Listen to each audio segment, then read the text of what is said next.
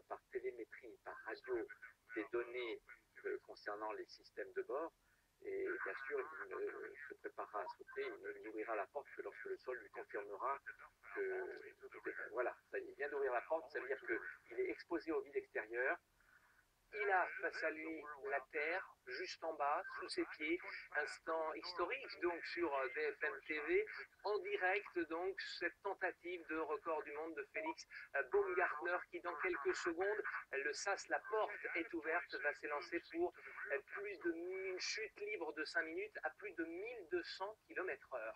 Voilà, c'est un quadruple record, record d'altitude de ballon habité, record d'altitude de saut en chute libre, record de temps de chute libre, c'est plus de 6 minutes, puis record de vitesse atteinte en chute libre, effectivement, une vitesse légèrement supérieure à la vitesse du son. Alors le voici, on est en train de vivre donc cet instant, l'Autrichien de 45 ans, parachutiste, qui va se lancer dans le vide pour 5 minutes, on le disait à l'instant, de chute libre avant l'ouverture de son parachute.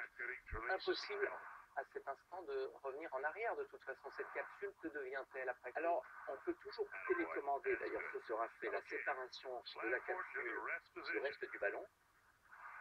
Une fois la séparation faite, la capsule descend sous parachute et atterrit en douceur. Le ballon de son côté est déchiré par télécommande et tombe comme une grosse masse de plastique au sol. Il peut revenir dans la capsule encore, mais je pense qu'il a envie de sortir.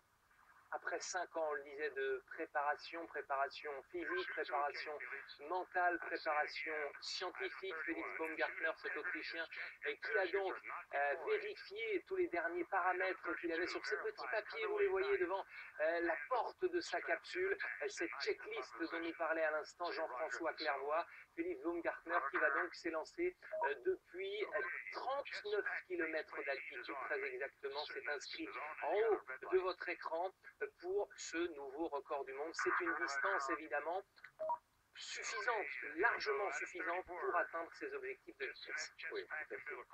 Alors là, je suis en train de penser aux efforts qu'il doit fournir pour vaincre la rigidité de son scaphandre, qui offre sur sa peau une contre-pression permettant d'éviter... Ça pèse combien, son équipement?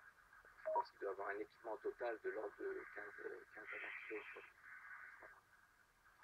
15 à 20 kilos pour de bons abdominaux afin effectivement de se projeter. On l'a vu faire un petit signe avec le pouce, ça veut dire que tout va bien, tout se passe correctement au moment où nous parlons. Et il va ressentir un état d'apesanteur total.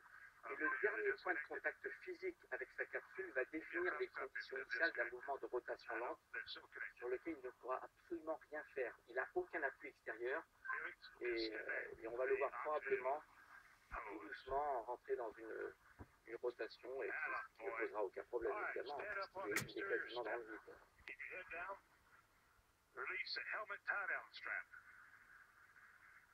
Il y a le plein d'oxygène, on le voit en bas.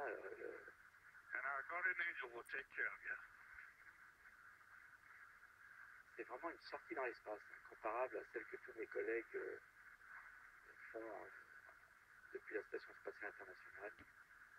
Ce petit bouton rouge, ça veut dire je suis prêt, je vais y aller. On essaie de tendre l'oreille, ce que lui disait le centre de contrôle, Joe Kittinger, en bas au Nouveau-Mexique, 39 km plus bas. Je pense que c'est probablement une sécurité pour être sûr que la capsule ne soit pas détachée du ballon avant qu'il ait sauté.